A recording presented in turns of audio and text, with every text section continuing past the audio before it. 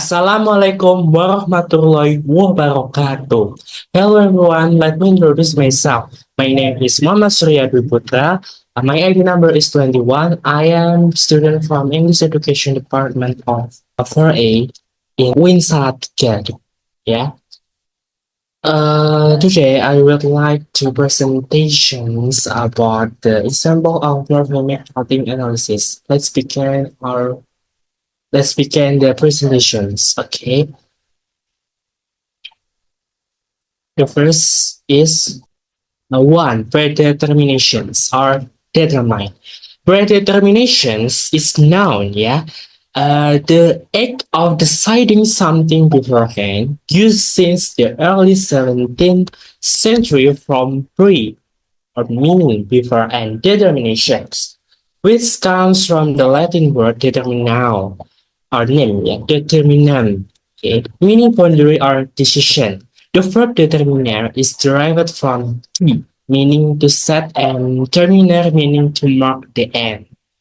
Initially used in theological and philosophical contexts to describe the concepts of events being decided in advance, particularly by divine will of fate. Later, it evolved to refer to any advanced decision or fixed outcome.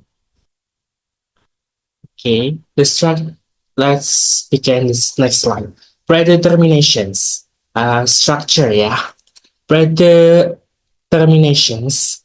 Pre plus determines equal predetermine. Predetermine plus actions equal predeterminations.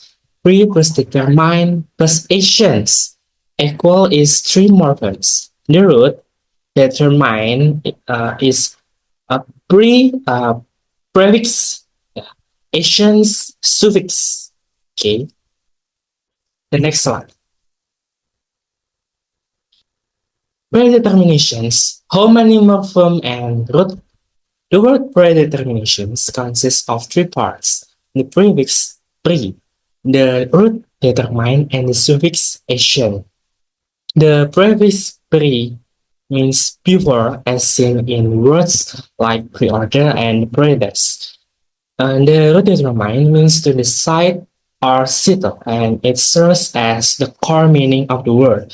The suffix ation is used to form nouns from verbs, indicating the actions or process of something. So in this case, it means the act or process of determining. Summary of determinations, there is one root. Um, there is one root word. Yeah. Summary of determination, there is one root word, determine, but the full word has three parts: a prefix, pre, a root determine, and a suffix ation. Next slide. Okay, the second word is unforgettable. Forget. Verb. Forget, verb. Yeah. Impossible to forget. It is that from the early 19th century from a negative prefix, forget, verb plus able. A negative prefix plus forget, verb plus able, adjective forming suffix.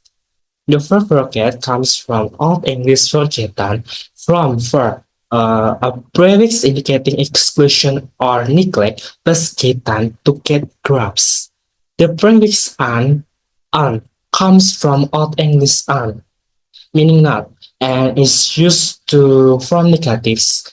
The suffix able from Latin abilis means capable of, fit for, and is used to form adjectives meaning able to be, or verb ad.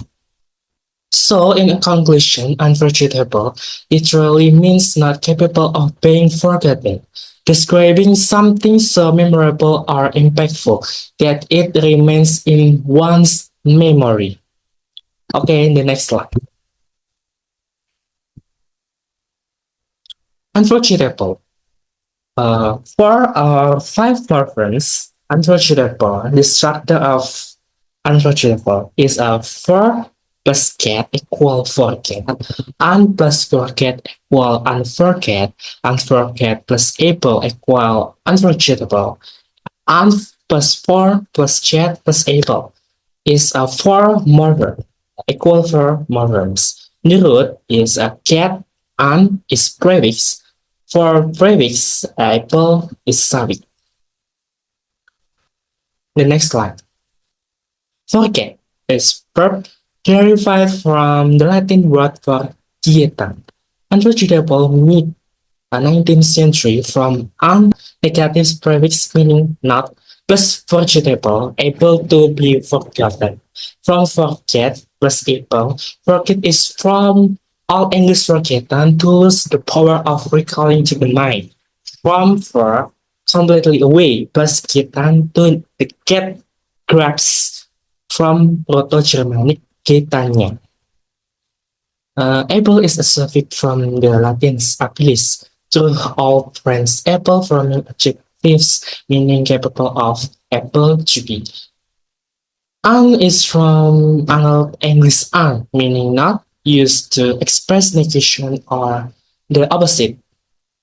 Altogether, unforgettable literally means not able to be forgotten. Okay, now next slide. The next slide, the three set words is superintendent. Superintend for verb, yeah. Superintend is verb. 18th century capable of being acknowledged from acknowledge plus able. The verb acknowledge comes from Middle English acknowledge or acknowledgement, from Old English onch na wa, meaning to recognize, to know. The suffix able is derived from Latin abilis, meaning capable of being or fit for. The word was coined to describe something that can be acknowledged, recognized, and accepted as true or valid. In the next slide, superintendents and the structure of superintendents is super plus intent plus ends equals superintendents. Super plus intent equals superintendent. Superintendent plus ends equals superintendents. Super plus intent plus ends is equal three morphemes. One root is intent. Okay, the next slide is superintendents. Superintend from super adjective.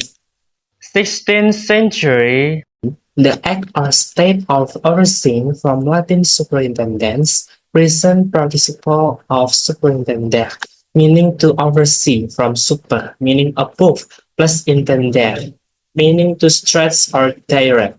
The word was coined to describe the act of managing, supervising, or overseeing something. And the last slide, superintendents, how many morphemes? The first, the word superintendents is made up of three morphemes, super plus intent plus ins. The second, the prefix super comes from Latin super, meaning above or over, indicating authority or oversight. The third, the root intent is from Latin intendere, meaning to stretch toward, direct, or aim. The suffix is from Latin "entia", forms abstract nouns and means state, quality, or condition. Okay, maybe enough. That is the end of my presentation today. Thank you very much for your attention. I close this presentation today. Wassalamualaikum warahmatullahi wabarakatuh. See you.